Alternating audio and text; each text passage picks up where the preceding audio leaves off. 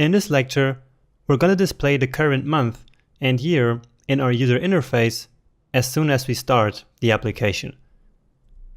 And so in this lecture, you're going to learn how to get the current date by using the date object constructor. So let's create a new method here in our UI controller called displayMonth.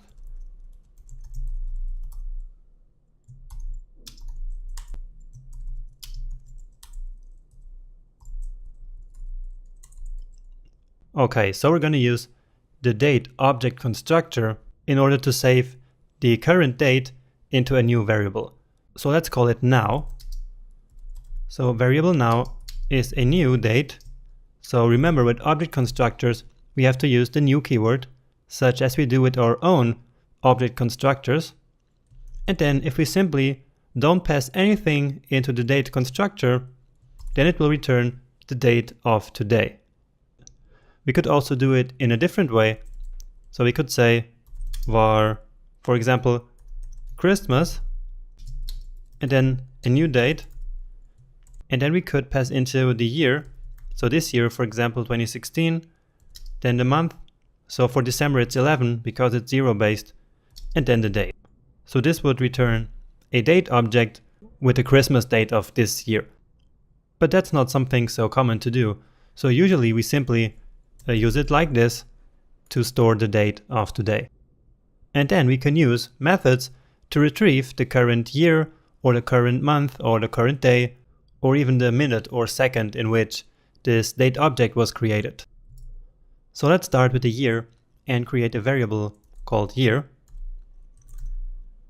And let me declare them up here. So var now and year. And later also month. So remove this here. So year is now. And this object now inherits a bunch of methods from the date prototype. And the one that we're going to use here is get full year. And this is going to return, in case that it's 2016, it's going to return the year 2016. So really easy. Now all we need to do is to display this on our web page. So let's look at that to find out the class. And it's up here. So it's called budget title month. So I initially only wanted to put the month here, but now I'm going to put the month and the year. So this will be a new element in the DOM string object. So up here, and I'm calling it date label. So then going back here, so now we can use document.querySelector and DOM strings and date label. And if we now set the text content property of this to our year, it should work. So all we need to do now is to actually call this method here. And where's the best place to do that? It's of course in the init function, right? Because that's something that we want to happen right in the beginning after we start our app. So I'm going to say UI controller dot display month. Maybe I should have called it display date, but it doesn't really matter. So let's see if this works. And actually no, nothing happened here. So let's go back. And yeah, here I see the problem. So I didn't actually call this function, this method, right? So that was the problem. Okay, now we have this weird, I don't know what this is, so let me create some space here. Function get full year. So I guess I see what happened there. So the problem is that in here I also didn't call this method. So of course this is a method, so I have to call it. So now I'm sure that's gonna work. Let's see. And yeah, so 2016, the current year. If you're taking this course later, then maybe you'll see 2017. But 2016 is right now as I'm recording this. And now let's get a month here.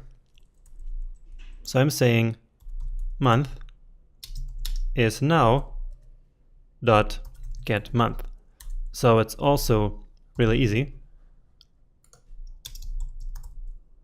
So month up here, and now I simply say month plus a space and plus the year. So let's see how that looks. And yeah, so it gives me a number. So month number 8. And we already know that this is 0 based. So now we can do something very simple, which is simply an array containing all of the month names. So this is going to be called month. Okay. So let me first declare it here, month. And now let's write all of them here.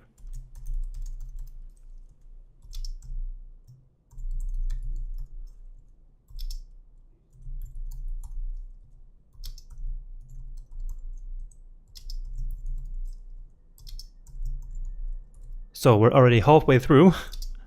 Now only 6 more left. So July, August, September,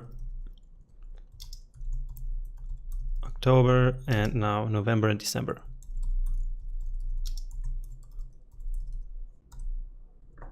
So something missing here. All right. And now what we want here, down here, is no longer the month, but the month, and with the index number of month, right?